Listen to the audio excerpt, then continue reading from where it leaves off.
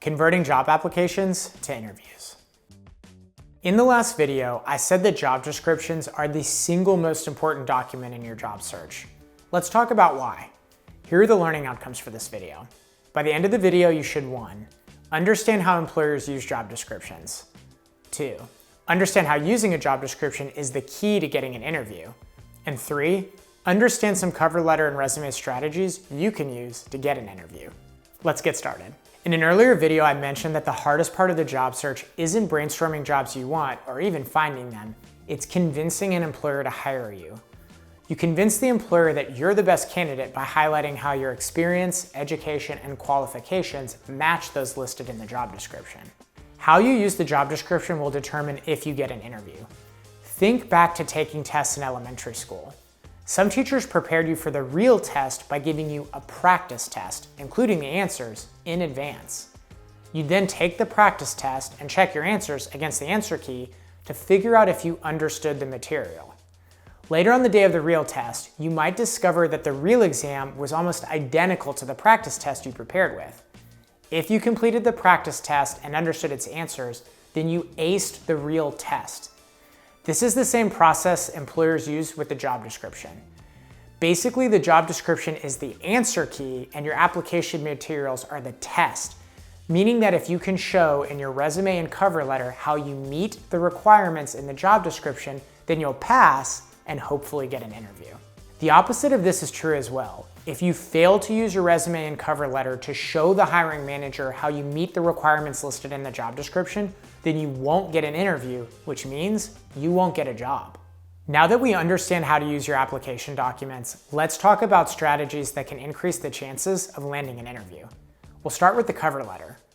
The majority of your cover letter should reference the job description as you do 3 things. First, state how you meet the minimum qualifications.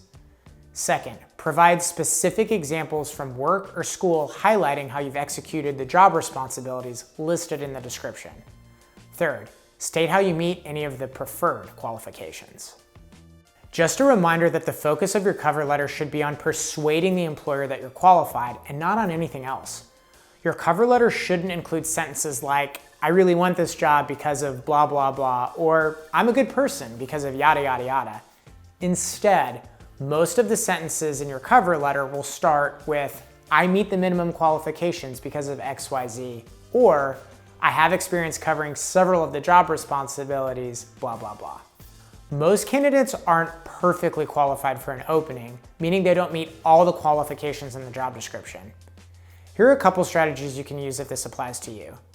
The first is to explain how a qualification you have is the same as the qualification that's being required, it's just called something else. Another strategy is to analogize, meaning you show the employer that even though a qualification you have is different from what's being required, in your opinion, it's just as good. I'll talk more about these strategies in the exercise videos in the other playlist. Your resume is another tool you can use to convince the employer to give you an interview. The best way to do this is to use words from the job description in your resume.